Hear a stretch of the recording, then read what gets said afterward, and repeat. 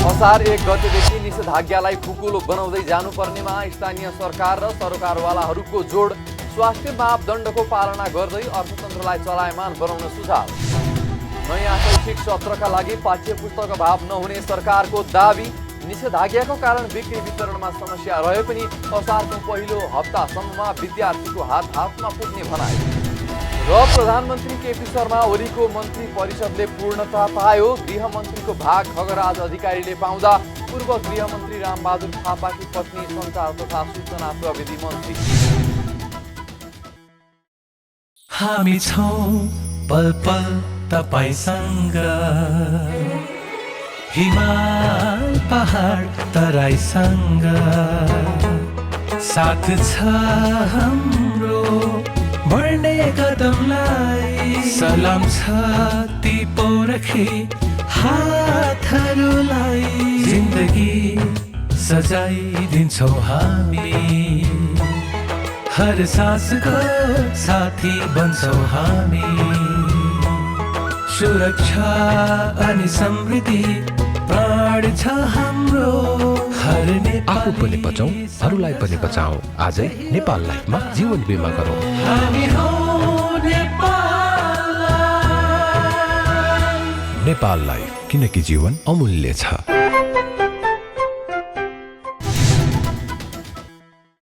नमस्कार, कारोबार समाचारमा स्वागत छ। अब समाचार विस्तारमा।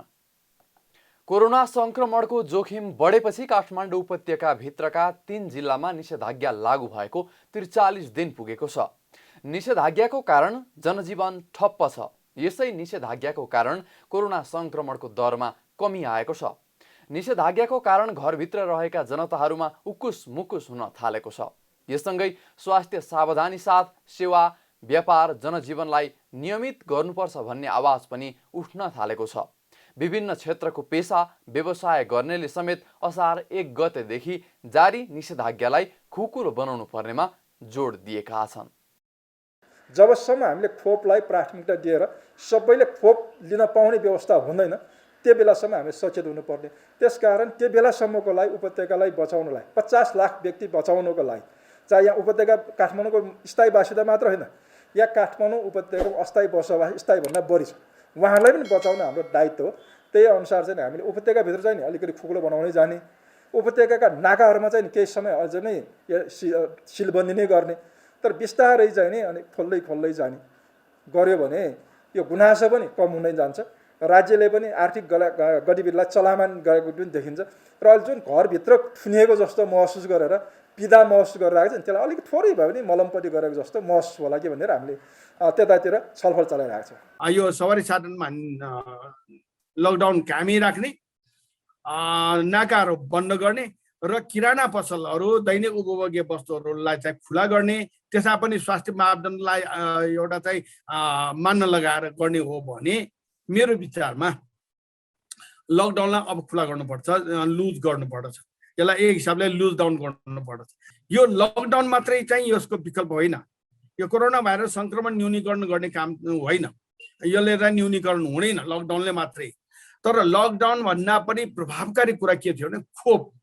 अहिले यो कोरोना भाइरस न्यूनीकरणको लागि खोपको अभियान राष्ट्रव्यापी रूपमा चलाउनु छ, व्यापक बनाउनु छ। यसलाई चाहिँ तपाईँको बच्चादेखि बुढोसम्म चाहिँ यसलाई चाहिँ खोप अभियानमा समेट्नुपर्छ। खोप अभियानलाई अब दैनिक कार्यक्रमको रूपमा राख्नुपर्छ। जुन हामीले समाचार सुनिरहेको छ, अहिले पनि मृत्युदर घटिया छैन। अब सङ्क्रमण घट्यो भन्छौँ, तर सङ्क्रमण घट्नुको पछाडि टेस्ट गरेको पनि त घटिया छ नि त होइन विगतमा भन्दा। तर त्योसँग कम्पेयर गरेर हेर्दाखेरि फेरि के छ भन्दाखेरि प्रतिशतको आधारमा हेऱ्यो भने त सङ्क्रमण त त्यतिकै प्रतिशतमा अहिले पनि भइरहेको छ। त्यही कारण पनि यो 1 गतेदेखि अब केही सहज गर्ने कुरा जुन आइरहेको छ होइन, अब कस्तो गर्छ थाहा छैन, तर हल्ला त त्यस्तो सुनिरहेका छौँ हामीले। त्यसलाई चाहिँ अलि ध्यानै पो दिनुपर्ने हो कि त्यो कर उठाउनकै लागि भनेर चाहिँ जनतालाई भ्रममा पारेर बाटो खोलिदिइहाल्यो भने फेरि बढ्यो भने त अब त्यो नियन्त्रण गर्ने स्थिति त बन्न सक्दैन। त्यो एउटा डर चाहिँ हामीमा छ। त्यही कारण चाहिँ अब के गर्दा होला, कस्तो समस्या छ, त्यो विषयमा चाहिँ सरकारले चाहिँ सम्बन्धित सरोकारवालाहरूसँग बसेर छलफल गरेर गर्दा उपयुक्त होला जस्तो चाहिँ मलाई लाग्दछ। यो अटोमोबाइल सेक्टरलाई बन्द गरेर राखेर अब चाहिँ बाँच्न सक्ने अवस्था हुँदैन। त्यसले गर्दाखेरि सामाजिक सुरक्षा र स्वास्थ्यका सुरक्षाहरू अपनाएर अब देश बिस्तारै अगाडि बढ्नुपर्छ र असार 1 गतेबाट देश खोलेर अगाडि बढ्नुपर्छ भन्ने कुरामा हामी सुझाव दिन चाहन्छौँ सरकारलाई। अब यसरी बन्द गरेर राख्दा झन् ठुलो भयावह आर्थिक हिसाबले चाहिँ भयावह आउन सक्ने हुन्छ होइन। आर्थिक हिसाबले चाहिँ देश डुब्ने खतरा पनि हुनसक्छ, व्यवसायहरू पनि क्र्यास हुने सम्भावना हुनसक्छ। यातायात क्षेत्र त्यसै पनि पीडित भइराखेको अवस्थामा छ, यातायात मजदुरहरू पनि धेरै पीडित भएको अवस्था छ।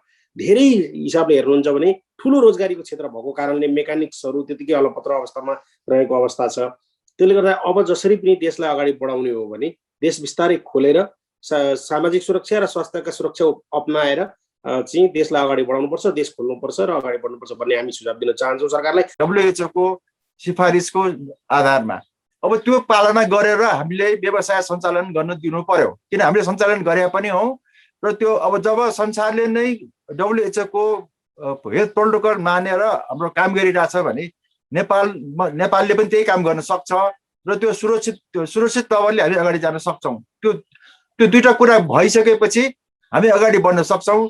पर्यटन क्षेत्रमा र यसबाट प्रभावित अन्य क्षेत्रहरूमा त यो ठुलै मार परेको छ, डाइरेक्ट चाहिँ यसको इफेक्ट देखिएको छ। त्यसले गर्दाखेरि बिस्तारै खोलेर जाने हामीले यो चाहिँ प्रोटोकल पालना गर्दाखेरि नेपालले एउटा स्वास्थ्य मन्त्रालयले अथवा स्वास्थ्य विभागले अथवा सिभिल एभिएसनले मात्र होइन कि अन्तर्राष्ट्रिय मापदण्डलाई नै ध्यानमा राखेर यसको एउटा स्ट्यान्डर्ड अपरेटिङ प्रोसिडियर हुन्छ यसको लागि, त्यो एसओपीमै हामीले चेन्ज गरेर सेफ्टी प्रोटोकल चाहिँ कसरी चाहिँ पालना गर्ने भन्ने कुरो पहिले नै अप्रुभ गराएर एउटा डकुमेन्टेड वेमा र त्यसलाई फलो गरेर सबै एयरलाइन्सले गएको हुनसक्छ। अब यदा कदा कुनै एयरलाइन्स कुनै बेलामा कुनै दिन अब त्यो एकदमै भिड भएर थाम्न नसक्ने अवस्था आएको दिनमा म भन्न सक्दिनँ, अब 1-2वटा ल्याप्सेस होला, तर त्यसबाट पाठ सिकेर अब चाहिँ कुनै पनि हालतमा चाहिँ यो प्रोटोकल ल्याप्सेस हुन नदिकन जानुपर्छ जस्तो लाग्छ र खोल्न चाहिँ यो खोल्नै पर्छ, नखोल्यो भने यो क्षेत्र धराशायी नै हुने अवस्थामा देख्छु म। अब तत्कालीन रूपमा के सधैँ यही तरिकाले चाहिँ लकडाउनै गरेर चाहिँ अर्थतन्त्रदेखि लिएर गएर सबैलाई यसरी डामाडोल बनाएर राख्नुभन्दा ठुला ठुला सेमिनार गोष्ठीहरूलाई चाहिँ अहिले तत्कालको लागि चाहिँ त्यसलाई चाहिँ गर्ने देखिने वातावरण पनि छैन र त्यो गर्नु पनि हुन्न। तर हामी होटलियर, हामी जुन हाम्रो चाहिँ स्टाफहरू जो फ्रन्ट लाइनमा काम गर्छन्, हामी ट्राभल व्यवसायहरू सबै हामी चाहिँ भ्याक्सिन भइसकेको रिजनले गर्दाखेरि सेफ्टी वाइज चाहिँ अब चाहिँ एउटा प्रावधान बनाएर चाहिँ बिस्तारै यसलाई चाहिँ अलिकति चलायमान बनाउनुपर्छ। सरकारले 4% हाराहारी भने पनि विश्व बैंकले भने चालु वर्षको आर्थिक वृद्धि दर 2.7% सीमित हुने प्रक्षेपण गरेको छ। कोरोना कहरकै बीचमा ल्याएको चालु आर्थिक वर्षको बजेटमा तत्कालीन अर्थमन्त्री डाक्टर युवराज खतिवड़ाले 7% आर्थिक वृद्धिको लक्ष्य राख्नु भएको थियो। आर्थिक सर्वेक्षण जारी गर्दै गत शनिबार उपप्रधानमन्त्री तथा अर्थमन्त्री विष्णु पौडेलले चालु आर्थिक वर्षमा 4% हाराहारी आर्थिक वृद्धि हुन सक्ने बताउनु भएको थियो। बन्दाबन्दी तथा लगातारको निषेधाज्ञाका कारण गत आर्थिक वर्षमा 2.12% ऋणात्मक भएको अर्थतन्त्र चालु आर्थिक वर्षका केही महिनामा चलायमान देखिए पनि पूर्ण विस्तार हुन नसकी 2.7% मै सीमित हुने विश्व बैंकले प्रक्षेपण गरेको हो। गत आर्थिक वर्षमा चैतदेखि असारसम्म 4 महिना बन्दाबन्दीका कारण अर्थतन्त्र ऋणात्मक रहेको भए पनि चालु आर्थिक वर्षमा बजार केही चलायमान रहेको थियो। तर कोरोना महामारीको दोस्रो लहरका कारण चालु आर्थिक वर्षमा वैशाख महिनादेखि देशभर निषेधाज्ञा लागू भएको छ। कोरोना महामारीको दोस्रो लहरका कारण देशभर निषेधाज्ञा बढ्दै गएको र यसैका कारण बजार चलायमान हुन नसकेको हुनाले अर्थतन्त्रको विस्तार तीव्र नहुने विश्व बैंकको अनुमान छ। नेपाल उद्योग वाणिज्य महासंघका अनुसार पनि मुलुकभर करिब 70% उद्योग व्यवसाय निषेधाज्ञाको कारण बन्द रहेका छन्। विश्व बैंकले आफ्नो विश्व प्रतिवेदन ग्लोबल इकोनोमिक प्रोस्पेक्ट जारी गर्दै आगामी आर्थिक वर्ष पनि नेपालको आर्थिक वृद्धि दर 3.9% मै सीमित हुने अनुमान गरेको छ। तर सरकारले जेठ 15 गते अध्यादेशबाट बजेट प्रस्तुत गर्दै 6.5% हाराहारीमा आर्थिक वृद्धि हुने लक्ष्य राखेको छ। शिक्षा सामग्री केन्द्रले नयाँ शैक्षिक सत्रका लागि पाठ्य पुस्तक अभाव नहुने दावी गरेको छ। शैक्षिक सत्र 2078 का लागि आवश्यक पर्ने सम्पूर्ण पाठ्य पुस्तकहरू छपाई भइसकेको र जनक शिक्षा सामग्री केन्द्रको प्रादेशिक कार्यालयसम्म पुगिसकेकाले छिट्टै पाठ्य पुस्तक विद्यार्थीहरूको हातमा पुग्ने जनक शिक्षा सामग्री केन्द्रका प्रमुख अनिल कुमार झाले बताउनुभयो। झाले पाठ्य पुस्तक छपाईको काम सम्पन्न भइसकेको जानकारी दिँदै प्रादेशिक कार्यालयहरूबाट जनक शिक्षा सामग्री केन्द्रमा सूचीकृत 1200 पुस्तक विक्रेताहरूले देशभरका विद्यालयमा पुर्याउने पनि जानकारी दिनुभयो। देशभर निषेधाज्ञा भएको अवस्थामा विक्रेताहरू प्रादेशिक कार्यालयमा आएर पाठ्य पुस्तक लैजान नसकेका कारण बिक्री वितरणमा भने समस्या भएको प्रमुख झाले बताउनुभयो। यद्यपि असारको पहिलो मसान्तसम्ममा विद्यार्थीको हातमा पाठ्य पुस्तक पुग्ने उहाँको दाबी छ। हामीले यस शैक्षिक सत्र 2078 को लागि आवश्यक पाठ्य पुस्तकहरू उत्पादन कार्य सम्पन्न गरी हाम्रो प्रादेशिक कार्यालयहरू विराटनगर, जनकपुर, भरतपुर, केन्द्रीय कार्यालय सानुटिङ भक्तपुर, बुटवल, पोखरा, सुर्खेत, नेपालगञ्ज र धनगढी लगायत देशभर हामीले पाठ्य पुस्तकको लागि हाम्रो कुनै किसिमको समस्या छैन। यी सबै ठाउँहरूमा हामीले पाठ्य पुस्तक पुर्याइसकेका छौँ र त्यस ठाउँबाट हाम्रा देशभरका 1200 विक्रेता छन्। पाठ्य पुस्तकको लागि हाम्रो जनशिक्षामा सूचीकृत भएका 1200 विक्रेता छन्। उहाँहरू मार्फत देशभर हामी विद्यालयमा विद्यार्थीहरूको हातमा पाठ्य पुस्तक पुर्याउने गरी सारा व्यवस्था मिलाइसकेका छौँ। त्यस अनुसार अहिले हाम्रो बिक्री वितरण धमाधम भइरहेको छ, तर जुन गतिले वितरण हुनुपर्ने हो त्यो गतिले हुन सकिरहेको छैन।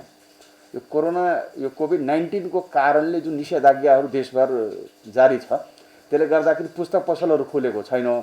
पुस्तक व्यवसायीलाई हाम्रो यी प्रादेशिक कार्यालयहरूमा आउने जानलाई अलिकति समस्या भइरहेको छ। त्यसले गर्दाखेरि अलि सहज भएको छैन। यता एक हप्तादेखि चाहिँ बिक्री वितरण चाहिँ सुरु भएको छ र अलिकति तीव्रता ल्याउनको लागि मैले नेपाल सरकार शिक्षा मन्त्रालयमा अनुरोध गरिसकेको छु। त्यहाँ चाहिँ CCMC मार्फत डिसिजन 1-2 दिनमा हुन्छ। त्यस पछाडि बिक्री वितरणमा तीव्रता आउँछ र हामीले ज्येष्ठ मसान्तभित्रै हामीले म्याक्सिमम ठाउँमा पाठ्य पुस्तक पुर्याइसकेका छौँ। अब असाढको पहिलो हप्तासम्ममा देशभर विद्यार्थीको हातमा पाठ्य पुस्तक पुग्छ। यस वर्ष कक्षा 4 देखि कक्षा 10 सम्मको पाठ्य पुस्तक 1,70,00,000 थान उत्पादन गरी प्रदेश कार्यालयहरूमा पुगिसकेको जनक शिक्षा सामग्री केन्द्रले जनाएको छ। विराटनगरमा 23,02,520 थान, जनकपुरमा 14,20,033 थान, भरतपुरमा 17,47,455 थान, बुटवलमा 12,79,406 थान, पोखरामा 12,73,011 थान, सुर्खेतमा 11,21,906 थान, नेपालगञ्जमा 17,47,839 थान, धनगढीमा 26,65,578 थान र केन्द्रीय कार्यालयमा 35,24,050 थान पाठ्य पुस्तक मौजात रहेको जनक शिक्षा सामग्री केन्द्रले जानकारी दिएको छ। केन्द्रले पाठ्य पुस्तक बाहेक अन्य विभिन्न निकायको पुस्तकहरू पनि छापिरहेको छ। नेपाल सरकारका उपप्रधानमन्त्री तथा अर्थमन्त्री एवं नेकपा एमालेका महासचिव विष्णु पौडेलले माधव नेपाल, झलनाथ खनाल समूहले पठाएको पत्र अत्यन्त गम्भीर प्रकृतिको रहेको ठहर गर्नुभएको छ। पार्टी अध्यक्ष तथा प्रधानमन्त्री केपी शर्मा ओलीले उदार र खुला विचारका साथ गर्नुभएको आह्वानलाई यसरी अस्वीकार गर्नु भनेको नेपाल खनाल समूह पार्टी एकताको पक्षमा नरहेको बुझ्न बाध्य बनाएको उहाँले बताउनुभयो। उहाँले आफ्नो पार्टीको प्रधानमन्त्री हटाएर विपक्षी दलको व्यक्तिलाई प्रधानमन्त्री बनाउने खेल सफल नहुने भन्दै पार्टीका आम कार्यकर्ता एकताको पक्षमा रहेको अवस्थामा नेपाल खनाल पक्ष कुनै पनि हालतमा विपक्षी दलको नेतालाई प्रधानमन्त्री बनाउन लाग्नु, आफ्नो अडानबाट पछि हट्न नखोज्नु पार्टी एकताको लागि घातक भएको बताउनुभयो। यसरी घातक खेलमा लागेका व्यक्तिहरू अलग हुन सक्ने तर पार्टी विभाजन हुन नसक्ने स्पष्ट समेत पार्नुभयो। आफ्नो पार्टीको अध्यक्षलाई प्रधानमन्त्रीबाट हटाएर विपक्षी दलको नेतालाई प्रधानमन्त्री बनाउने जुन उहाँहरूको चाहना छ, जुन कोसिस छ, त्यहाँबाट उहाँहरू पछाडि हट्न चाहनुहुन्न भन्ने कुरो यसले देखाएको छ। यो अत्यन्तै भेटी कुरा हो भन्ने मलाई लाग्छ। हामी पार्टी एकता, आम कार्यकर्ताहरू, जनताहरू पार्टी एकता चाहिरहेका छन्, समस्याहरूको समाधान होस् भन्ने चाहिरहेका छन्। तर के भनेदेखि कुनै पनि हालतमा शेरबहादुर नेपाली कङ्ग्रेसको नेतालाई, विपक्षी दलको नेतालाई प्रधानमन्त्री बनाउने प्रस्तावबाट पछि हट्न सकिन्न भन्ने अडान उहाँहरूले प्रस्तुत गरिरहनु भएको छ। यो उहाँहरूको यो भूमिका पार्टी एकताका निमित्त अत्यन्त घातक छ, अत्यन्त प्रतिकूल छ। यता नेकपा एमालेका नेता गोकर्ण विष्टले सर्वोच्च अदालतले दिने जुनसुकै फैसलालाई स्वीकार गर्ने गरी सहमति र एकता बनाउन सकिने बताउनु भएको छ। पार्टी भित्रको आन्तरिक किचलो विभिन्न बहाना र रूपमा सर्वोच्च अदालत पुगेको भन्दै पार्टी एकताको लागि सर्वोच्च अदालतले दिने फैसलालाई सबैले स्वीकार गर्ने सहमति बनाउन सकिने स्पष्ट पार्नुभयो। माधव नेपाल समूह निकट रहेका नेता विष्टले दुवै पक्षका नेताहरूले आफ्नो व्यक्तिगत इगो मैले गरेको सही भन्ने अडान त्याग्नुपर्ने बताउनुभयो। संवादको क्रममा नेता विष्टले प्रतिनिधि सभा विघटन गर्ने पक्षले आफ्नो निर्णय फिर्ता लिन अप्ठ्यारो हुने र प्रधानमन्त्री विरुद्ध अर्को व्यक्तिलाई प्रधानमन्त्री बनाउन हस्ताक्षर गर्नेहरूलाई पनि हस्ताक्षर फिर्ता लिन सजिलो नहुने अवस्थामा सर्वोच्च अदालतले जे फैसला दिन्छ यसैलाई मानेर अगाडि बढ्ने एकताको बाटोमा आउन सकिने उपाय हुने पनि बताउनुभयो। खास गरी अध्यक्षको तर्फबाट अदालतमा रहेको मुद्दामा हस्ताक्षर फिर्ता लिनुपर्छ भन्ने पनि छ। हाम्रो कुरा भनेको हस्ताक्षर फिर्ताको सन्दर्भ पनि मुद्दा हाल्न गएको काउन्टरलाई अप्ठ्यारो पर्ला। यसै गरी मुद्दा हाल्न गएको काउन्टरले प्रतिनिधि सभा विघटनको सन्दर्भलाई फिर्ता लिनुपर्छ प्रधानमन्त्रीले भन्नुभएको छ, त्यो पनि उहाँलाई अप्ठ्यारो पर्ला। त्यस्तो अवस्थामा दुवैको आत्मसम्मान जोगिने गरी र दुवैलाई अप्ठ्यारो नपर्ने गरी एउटा बीचको बाटो खोजौँ। सम्मानित अदालतको फैसलालाई पार्टीले एकताबद्ध भएर, चाहे पार्टी पुनर्स्थापित संसद पुनर्स्थापित भएको अवस्थामा, चाहे विघटन सदर भएको अवस्थामा, दुवै अवस्थामा पार्टीलाई एकताबद्ध बनाएर लाने गरी दुवैको आत्मसम्मान जोगिने गरी त्यो प्रकारले एउटा बीचको उपाय, बीचको भाषा खोजौँ भन्ने पनि हाम्रो प्रयत्न छ। नेकपा एमालेका नेता विष्टले पार्टीभित्र देखिएको व्यक्ति बीचको टसलले अडानको कारणले पार्टीलाई नै समाप्त पार्ने दिशामा लैजान नदिन पार्टी एकता र कम्युनिस्ट आन्दोलन विरुद्ध भएका सबै निर्णय खारेज गरेर पनि एकताको ढोका खोल्न सकिने तर्क समेत गर्नुभयो। प्रधानमन्त्री केपी शर्मा ओलीले बिहिबार मन्त्री परिषद विस्तार गर्नुभएको छ। यो सँगै ओली नेतृत्वको मन्त्री परिषदले पूर्णता पाउँदै 3 उपप्रधानमन्त्री, 3 राज्य मन्त्री सहित 25 सदस्य बनेको छ। पूर्व माओवादीबाट एकतामा आउनुभएका 2 जना सहित एमाले र जनता समाजवादी पार्टीका तर्फबाट 7 मन्त्री र 1 राज्य मन्त्री नियुक्त गरिएको हो। यससँगै ओली नेतृत्वको मन्त्री परिषद 3 उपप्रधानमन्त्री, 3 राज्य मन्त्री सहित 25 सदस्य बनेको छ। राष्ट्रपति कार्यालयले मन्त्री परिषद पुनर्गठनको सूचना प्रकाशित गरेको छ। पुनर्गठित मन्त्री परिषदमा खगराज अधिकारीलाई गृह, राजकिशोर यादवलाई उद्योग, वाणिज्य तथा आपूर्ति, नयनकला थापालाई सञ्चार तथा सूचना प्रविधि, ज्वाला कुमारी शाहलाई कृषि तथा पशुपन्छी विकास, नारद मुनि राणालाई वन तथा वातावरण, गणेश कुमार पहाडीलाई संघीय मामिला तथा सामान्य प्रशासन र मोहन बानियालाई प्रधानमन्त्री तथा मन्त्री परिषद कार्यालयको जिम्मेवारी दिइएको छ। मन्त्री परिषदमा आशा कुमारी विक वन तथा वातावरण राज्य मन्त्री हुनुभएको छ। कास्की 1बाट निर्वाचित अधिकारी सुशील कोइराला सरकारमा स्वास्थ्य मन्त्री हुनुहुन्थ्यो। सिराहा 4बाट जसपाबाट निर्वाचित यादव पनि दोस्रो पटक मन्त्री हुनुभएको हो। बाबुराम भट्टराई सरकारमा रहँदा उहाँ सञ्चार मन्त्री हुनुहुन्थ्यो। नयनकला थापा संविधान सभा सदस्य तथा राष्ट्रिय महिला आयोगको अध्यक्ष भइसक्नु भएको छ। उहाँ एमाले नेता एवं पूर्व गृहमन्त्री रामबहादुर थापा बादलकी धर्मपत्नी समेत हुनुहुन्छ। पूर्व राज्य मन्त्री शाह प्रदेश 2 को प्रदेश सभा सदस्य हुनुहुन्थ्यो। सर्वोच्च अदालतले एमाले र माओवादी केन्द्रलाई अलग गरेपछि उहाँले एमाले रोजेपछि माओवादी केन्द्रले प्रदेश सभा सदस्यबाट मुक्त गरेको थियो। कैलाली 5बाट कांग्रेस नेत्री आरजु राणालाई पराजित गर्दै एमालेबाट निर्वाचित हुनुभएका राणा पहिलो पटक मन्त्री हुने अवसर पाउनु भएको हो। उहाँ 2064मा पनि संविधान सभा सदस्य हुनुहुन्थ्यो। सिन्धुली 1मा एमालेबाट निर्वाचित पहाडी पनि पहिलो पटक मन्त्री हुनुभएको हो। उहाँ 2 पटक सांसद भइसक्नु भएको छ। समानुपातिक सांसद बानिया पहिलो पटक मन्त्री हुनुभएको हो। उहाँ 2070मा पनि एमालेबाट निर्वाचित हुनुभएको थियो। राज्यमन्त्री विक बझाङबाट निर्वाचित एमाले समानुपातिक सांसद हुनुहुन्छ। उहाँहरूले सबैले आजै राष्ट्रपति कार्यालयमा शपथ ग्रहण समेत गर्नुभएको छ। साताको अन्तिम दिन पनि शेयर बजार सामान्य अङ्कले घटेको छ। बिहिबार शेयर बजार मापन गर्ने नेप्से परिसूचक 1.80 अङ्कले घटेर 2944.78 अङ्कमा ओर्लिएको हो। दैनिक उच्च अङ्कको वृद्धि भइरहेको नेप्से परिसूचक आज 3000 अङ्कमा उक्लने अपेक्षा गरे पनि कारोबार सुरु भएदेखि नै बजार ओह्रालो लागेको थियो। नेप्से परिसूचक घटे पनि कारोबार रकम भने आज पनि उच्च नै देखिएको छ। दिनभर 220 कम्पनीको 3 करोड 6 लाख किता शेयर 16 अर्ब 10 करोड रुपैयाँ बराबरमा किनबेच भएको छ।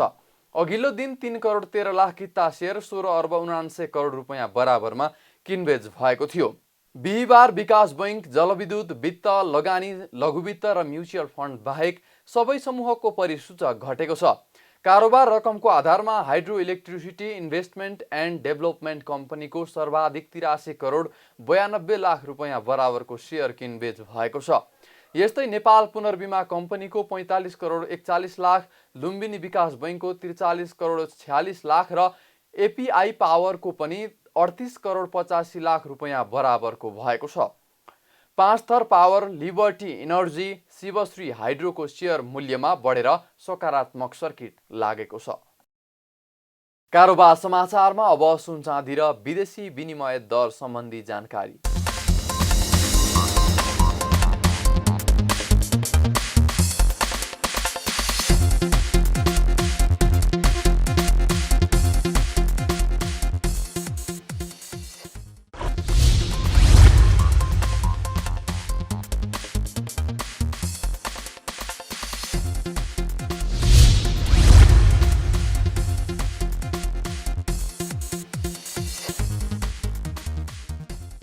बिदा हुनु अघि अहिलेसम्मका प्रमुख समाचार फेरि एकपटक। असार 1 गतेदेखि निषेधाज्ञालाई खुकुलो बनाउँदै जानुपर्नेमा स्थानीय सरकार र सरकारवालाहरूको जोड। स्वास्थ्य मापदण्डको पालना गर्दै अर्थतन्त्रलाई चलायमान बनाउन सुझाव। नयाँ शैक्षिक सत्रका लागि पाठ्यपुस्तक अभाव नहुने सरकारको दाबी। निषेधाज्ञाको कारण बिक्री वितरणमा समस्या रहे पनि असारको पहिलो हप्तासम्ममा विद्यार्थीको हातमा पुग्ने भनाइ। र प्रधानमन्त्री केपी शर्मा ओलीको मन्त्री परिषदले पूर्णता पायो। गृहमन्त्रीको भाग खगराज अधिकारीले पाउँदा पूर्व गृहमन्त्री रामबहादुर थापाकी पत्नी सञ्चार तथा सूचना प्रविधि मन्त्री। कारोबार समाचार सकियो। हामीलाई बिदा दिनुहोस्।